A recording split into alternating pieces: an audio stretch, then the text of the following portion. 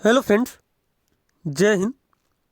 जैसे कि हम लोग आने वाले सीटेट एग्ज़ाम के लिए जो सीटेट की क्लास हम लोगों ने स्टार्ट किया था, तो आज हम लोग हिंदी पेडागॉजी का पार्ट 1 कंप्लीट करेंगे, जिसमें से हम लोग सबसे पहले थ्योरी कंप्लीट करेंगे। जितनी भी संपूर्ण थ्योरी है, सबसे पहले हम लोग थ्योरी कंप्लीट करेंगे। उसके बाद जितने भी PYQ क्वेश्चन पूछे गए हैं पेपर 1 और पेपर 2 दोनों को कंप्लीट करेंगे। और उसके बाद जो न्यू क्वेश्चन बन सकते हैं तो उन क्वेश्चन की भी हम लोग प्रैक्टिस करेंगे। तो चलिए देखते हैं। सबसे पहले यहाँ पे बताया गया है भाषा हिंदी के बारे में कुछ पॉइंट बताए गए हैं और ये सभी पॉइंट आपको याद होने चाहिए। जैसे कि बताया गया है, हिंदी भारत की एक राजभाषा है, ना कि राष्ट्रभाषा। तो भारत की कैसी भाषा? हिंदी राजभाषा है। और एक कौन से आर्टिकल में बताया गया है? तो 343 का जो फर्स्ट है, मतलब 343 का पार्ट 1 वाला जो आर्टिकल है, तो उसमें से यह बताया गया है कि जो हिंदी है भारत की राजभाषा है, ना कि राष्ट्रभाषा। संविधान की 8वीं अनुसूची में 22 भाषाएं शामिल हैं। तो कौन सी भाषाएं हैं? कौन सी 22 भाषाएं हैं वो? तो ये सभी आपको याद होनी चाहिए। असमिया, बांग्ला, गुजराती, हिंदी, कन्नड़, कश्मीरी, कोंकणी, मलयालम, मणिपुरी, मराठी, नेपाली, ओडिसी, पंजाबी, संस्कृत, सिंधी, तमिल, तेलुगु, उर्दू, बोडो, संथाली, मैथिली और डोगरी। अब सीटेट में कई बार क्वेश्चन पूछा गया है कि जो 8वीं सूची में भाषाएं दी गई है, तो निम्नलिखित में से कौन सी भाषा उसमें से शामिल नहीं है। तो ये सारे पॉइंट आपको याद होने चाहिए, जितने भी यहाँ पे 22 भाषाएं दी गई हैं। अब यहाँ पे बताया गया है शास्त्रीय भाषाएं कितनी हैं। तो टोटल अब शास्त्रीय भाषाएं हो गई 11। कितनी हो गई हैं? पहले 6 थी, अब 11 हो गई हैं। जैसे कि 6 कौन सी हैं? तमिल, संस्कृत, कन्नड़, तेलुगु, मलयालम, उड़िया। तो ये 6 पहले थी, उसके बाद 5 इसमें से और ऐड कर दी गई हैं। तो कौन कौन सी? वो 5 कौन कौन सी हैं?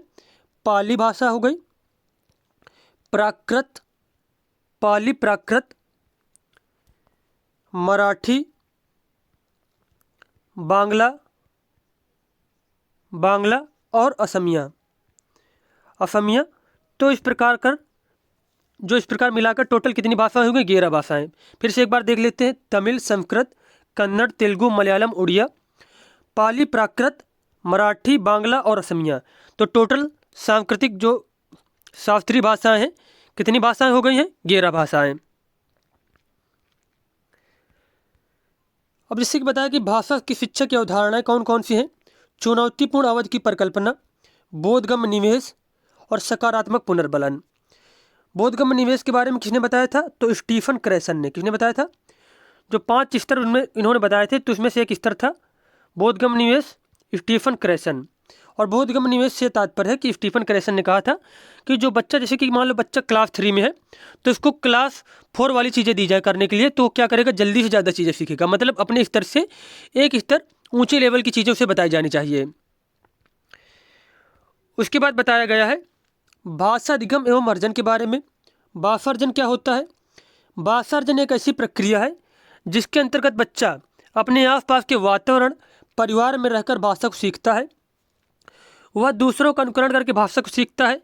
यह एक प्राकृतिक प्रक्रिया है। इसके लिए कोई औपचारिक साधन की आवश्यकता नहीं पड़ती है। यह एक प्रकार से मातृभाषा या क्षेत्रीय भाषा होती है। अब देखो, क्वेश्चन ऐसे पूछा जाएगा पेपर में आपसे कि पूछ लिया जाएगा कि भाषार्जन के बारे में कौन कथन इनमें से असत्य है। तो ये पॉइंट आपको याद रखना है कि भाषार्जन कैसी प्रक्रिया है। तो भाषार्जन जो है वातावरण या फिर परिवार से अर्जित की जाती है। ये कहीं पे सीखी नहीं जाती है और बच्चा इसको स्वाभाविक रूप से सीख लेता है, दूसरों के द्वारा अनुकरण करके सीख लेता है। और प्राकृतिक प्रक्रिया है। ये कैसी प्रक्रिया? प्राकृतिक प्रक्रिया है और इसके लिए कोई औपचारिक साधन की आवश्यकता नहीं पड़ती है। यह एक प्रकार से बच्चे की मातृभाषा या क्षेत्रीय भाषा होती है, जिसको वह प्राकृतिक रूप से अर्जित करता है। उसके बाद जैसा कि यहाँ पे बताया गया है भाषार्जन से संबंधित महत्वपूर्ण बिंदुओं के बारे में। भाषार्जन की प्रक्रिया सहज और स्वाभाविक होती है। इसमें किसी व्याकरण की आवश्यकता नहीं होती है। भाषार्जन में सर्वाधिक महत्व परिवार व समाज का होता है। तो ये सारे पॉइंट आपको याद रखने होंगे। उसके बाद बात कीजिए भाषा अधिगम की।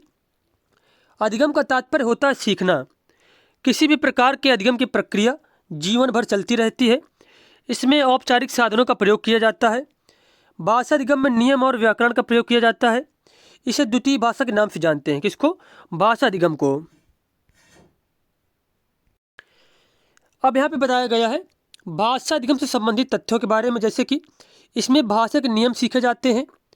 भाषा अधिगम औपचारिक शिक्षा के द्वारा किया जाता है। भाषा अधिगम विद्यालय में प्रारंभ होता है। भाषा अधिगम में बच्चों को प्रयास करना पड़ता है। इसमें व्याकरण की आवश्यकता होती है।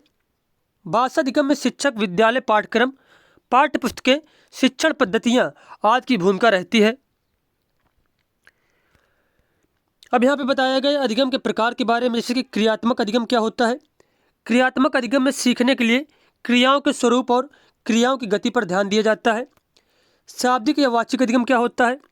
शाब्दिक या वाचिक अधिगम या सीखने में संकेतों, चित्रों, शब्दों, अंकों आदि के माध्यम से सीखना होता है, तो इसे शाब्दिक या वाचिक अधिगम कहते हैं।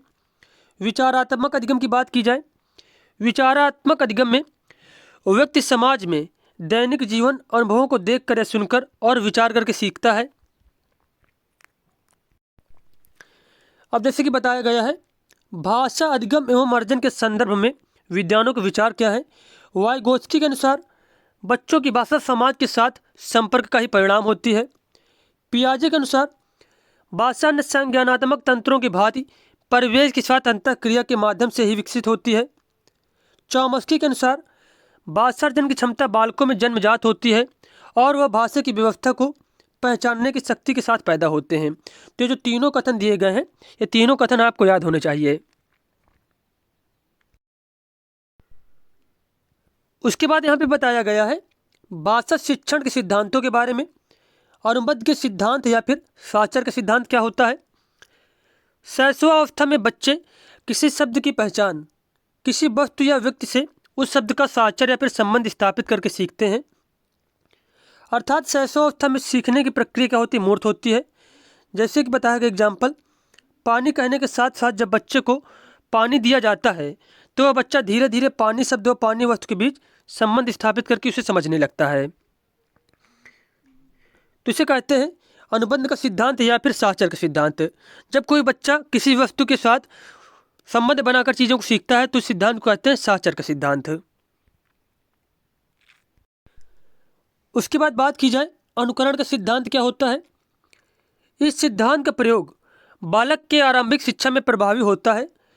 इसके अंतर्गत बालक अपने परिवार, समाज आदि का अनुकरण या फिर नकल करके सीखता है। इस तरह के अधिगम में भाषा का गुण दोष समाज, परिवार आदि पर निर्भर करता है। अनुकरण के सिद्धांत में बच्चा क्या करता है, अपने आस पड़ोस के जो व्यक्ति हैं, जो समाज है, परिवार है, उन सभी का अनुकरण करके यानी नकल करके सीखता है। अभी प्रेरणा एवं रुचि का सिद्धांत या फिर पुनर्बलन का सिद्धांत क्या बताता है। किसी कार्य की सफलता हमें अभिप्रेरित करती है और हम बेहतर कार्य करें, और किसी कार्य की सफलता इस बात पर निर्भर करती है कि हम उस कार्य में कितने रुचि लेते हैं। अर्थात बालक के शिक्षक के प्रति रुचि और उत्साह उसे सीखने के लिए प्रेरित करती है। अतः शिक्षण संबंधी पाठ्य सामग्री, पाठ्य वस्तु आदि का निर्माण वह चयन बच्चों की रुचि के अनुसार होना चाहिए एवं उसे सदैव सीखते रहने के लिए प्रेरित करते रहना चाहिए। तो सीधी सी बात यहाँ पे इसका तात्पर्य यह है पुनर्बलन के सिद्धांत का या फिर प्रेरणा रुचि के सिद्धांत का। अगर बच्चों को उस चीज़ में इंटरेस्ट आ रहा है तो वह सीखेगा, अगर इंटरेस्ट नहीं आ रहा है तो वह नहीं सीखेगा। तो इसलिए जो शिक्षण की प्रक्रिया है तो इसे रुचिकर बनाई जानी चाहिए कि बच्चे जो है सीखने में इंटरेस्ट लें। उसके बाद है क्रियाशीलता का सिद्धांत। यह सिद्धांत करके सीखने पर बल देता है। जब बालक किसी कार्य को स्वतः करके सीखता है तो वह उसे जल्दी और आसानी से सीख व समझ लेता है। अतः बालकों को सदैव खुद से करके सीखने के लिए पर्याप्त अवसर उपलब्ध कराना चाहिए। तो करके सीखने पर कौन सा सिद्धांत जोर देता है, क्रियाशीलता का सिद्धांत। अभ्यास का सिद्धांत की बात की जाए, किसी भी चीज़ को सीखने के लिए अभ्यास सबसे महत्वपूर्ण होता है, क्योंकि उसी से वह हमारे व्यवहार में आती है। भाषा प्रयोग के अधिक से अधिक अवसर मिलने चाहिए, जिससे बच्चों का भाषा विकास जल्दी हो जाता है।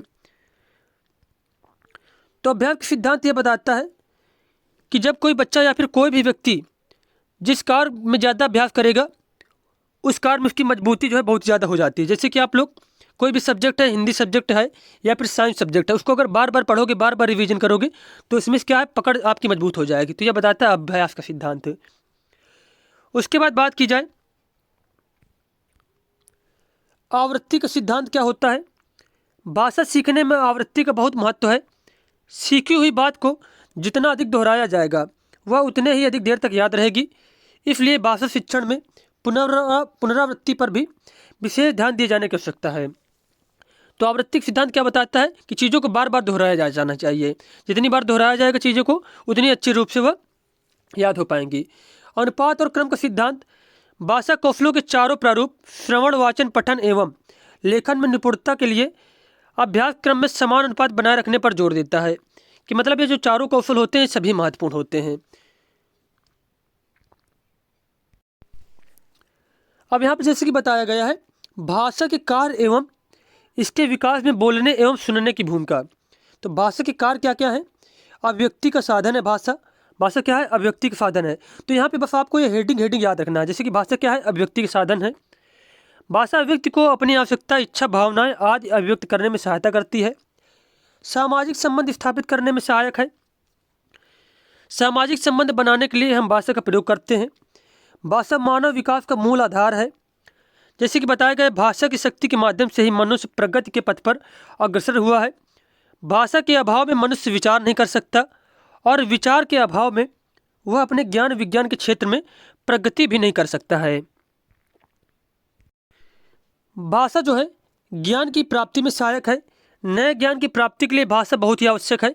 अब जैसे कि आप लोग यहाँ पे पढ़ रहे हैं और हम पढ़ा रहे हैं तो भाषा ही होगी तो ये चीज़ों को कैसे जो चीज़ें हैं यहाँ पे तो इनको कैसे डिलीवर किया जाएगा। तो भाषा जो है ज्ञान प्राप्त करने के लिए बहुत इंपॉर्टेंट है। शिक्षा प्राप्ति में सहायक। शिक्षा प्राप्त करने के लिए भाषा की आवश्यकता होती है। भाषा मानव सभ्यता एवं संस्कृति की पहचान है।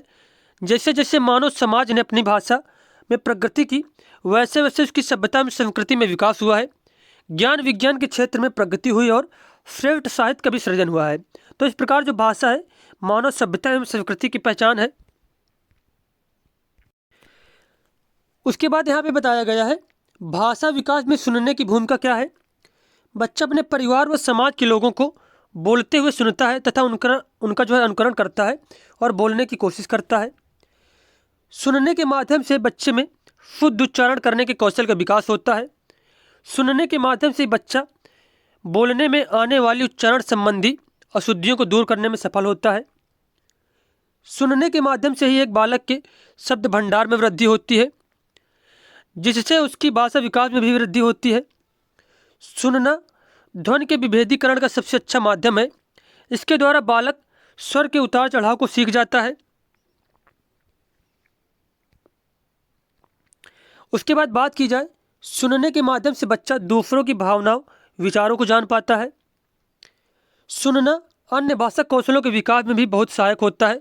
जैसे वाचन कौशल, लेखन कौशल के विकास में इम्पॉर्टेंट है सुनना जो है। भाषा विकास में बोलने की क्या भूमिका है? बोलकर हम अपनी भावनाओं तथा विचारों को अभिव्यक्त करते हैं। बोलने से ही बच्चा शुद्ध उच्चारण सीखता है। बोलकर ही बच्चा कुशलता भाषा प्रवाह प्राप्त करता है। बातचीत के द्वारा सामाजिक संबंधों का निर्माण होता है।